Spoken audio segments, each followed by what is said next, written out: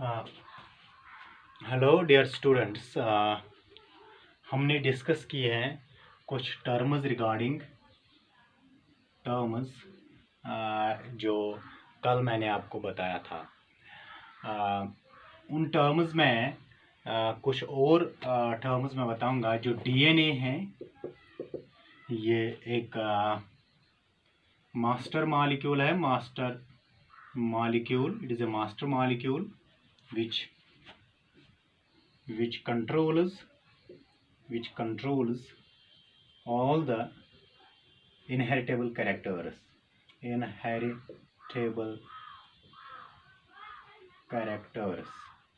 which controls all the inheritable characters। तो इस DNA, ये मान लो ये डीएनए है, ये डबल स्ट्रैंडेड रहता है, इट इज़ ए डीएनए। ये डीएनए जो है इसमें कुछ होते हैं जिनको हम बोलते हैं जीन्स। एक्चुअली जीन क्या है? It is a fragment of DNA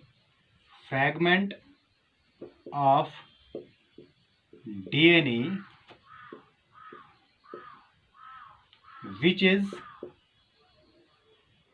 coded into a protein which is coded into a protein or represented by a character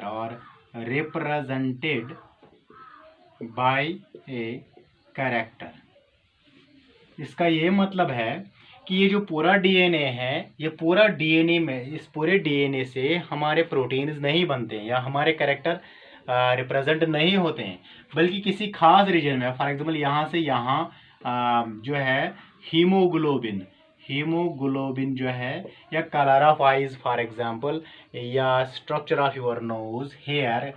तो यहाँ ये एक जीन है, जीन 1। यहाँ से यहाँ कोई इंफॉर्मेशन नहीं है जो रिप्रेजेंट होती है। यहाँ से यहाँ है जीन 2। तो these genes are these are the heredity units. These are heredity units. These actually they are present in the DNA, or you can say DNA are composed of these genes. Next is the chromosome. What is chromosome? Because the cell contains a lot of DNA. It is a cell. It contains a lot of DNA, and this DNA is the length of DNA is very large. But this DNA is compressed in a small nuclear region in the cell. How this DNA is compressed in a smaller region? It is compressed with the help of some proteins in the lobed manner like this. Therefore, they form a thread-like structure which is in the form of condensed DNA and proteins. These chromosomes, they form the units which transfer from parents to offsprings. The structure of chromosomes is like this. For example, it is the structure of a chromosome. Actually chromosome क्या है? It is the DNA plus proteins. ये proteins होते हैं, histones and non histones, histones plus non histones. तो chromosomes actually they are DNA, or you can say genes are present on the chromosomes. This chromosome having a central knob-like structure, that is centromere. And there are two lobes, one lobe this one and another lobe this one, like this. And these lobes, this is the one lobe, this is the second lobe. These are known as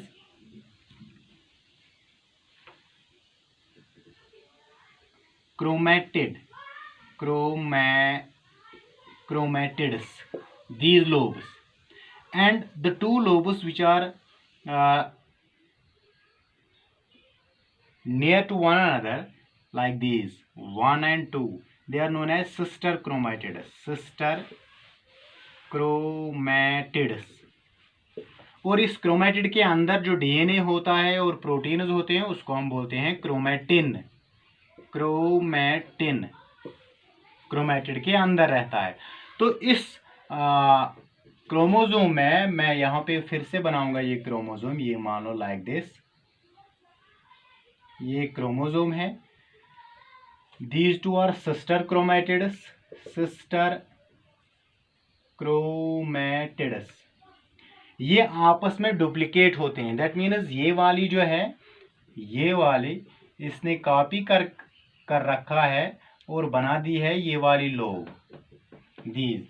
that means the sister chromatids are, they are copy to one another. ये एक दूसरे की copy होते हैं, duplicate copies. और ये है centromere, ये है सेंट्रोमियर, या इसके ऊपर एक और कैप होती है, that is known as kinetochore. और ये जो क्रोमोसोम है ये बहुत ही अहम स्ट्रक्चर है। जब हम मेंडेलियन कंट्रीब्यूशन पढ़ेंगे या मेंडेलियन जेनेटिक्स पढ़ेंगे, इस क्रोमोसोम में या इस डीएनए की बहुत ही अहमियत है रिप्रोडक्शन में, क्योंकि डीएनए ही बेस है सेल को डिवाइड करने के लिए। यहाँ पे जो है, अगर मैं एक सेल बनाऊंगा, इस सेल से दो सेल्स बनेंगे like this, first and second. अब यहाँ पे ए से सी एंड बी बन गए हैं, तो इन एक सेल से दो सेल्स बन गए हैं। तो दैट मीन्स इसका जो डीएनए है, इसका डीएनए जो है ये कॉपी हुआ है। दैट मीन्स अगर इसके पास एक क्रोमोसोम है लाइक दिस, तो पहली ज़रूरत ये है कि डीएनए को डुप्लीकेट करना, डीएनए को कॉपी करना। तो ये एक क्रोमोसोम जो है ये अपना कॉपी करेगा, दूसरा क्रोमोसोम बनाएगा लाइक दिस। तो फिर उसके बाद इसमें कट होगा, ये वाला क्रोमोसोम एक साइड जाएगा, ये वाला क्रोमोसोम एक साइड जाएगा, फिर ये जो दोनों सेल्स हैं ये पास ऑन हो जाएंगे टुवर्ड। तो कॉपिंग ऑफ डीएनए जो है, कॉपिंग ऑफ डीएनए, कॉपिंग जो है डीएनए की, ये बहुत ही अहम है इस रिप्रोडक्शन में या रिप्रोडक्शन के लिए। चाहे कोई भी किस्म की रिप्रोडक्शन हो, ये डीएनए कॉपिंग बहुत ही अहम है। तो यहाँ पे जो है ये डीएनए कॉपिंग दो तरीके की होती है, या सेल साइकिल जो है दो तरीके का होता है। एक होता है माइटोसिस, दूसरा होता है meiosis. In your previous class आप लोगों ने शायद इसके बारे में सुना होगा, माइटोसिस एंड मियोसिस। ये दोनों सेल साइकिल्स बहुत ही अहम है, जिसमें डीएनए कॉपिंग होती है। और इस कॉपिंग में भी जो है एक अहम वेरिएशन, इंपॉर्टेंट वेरिएशन आती है, जो लिविंग ऑर्गेनिज्म के लिए बहुत ही अहम है। तो ये दोनों जो साइकिल्स हैं हम नेक्स्ट वीडियो में पढ़ेंगे।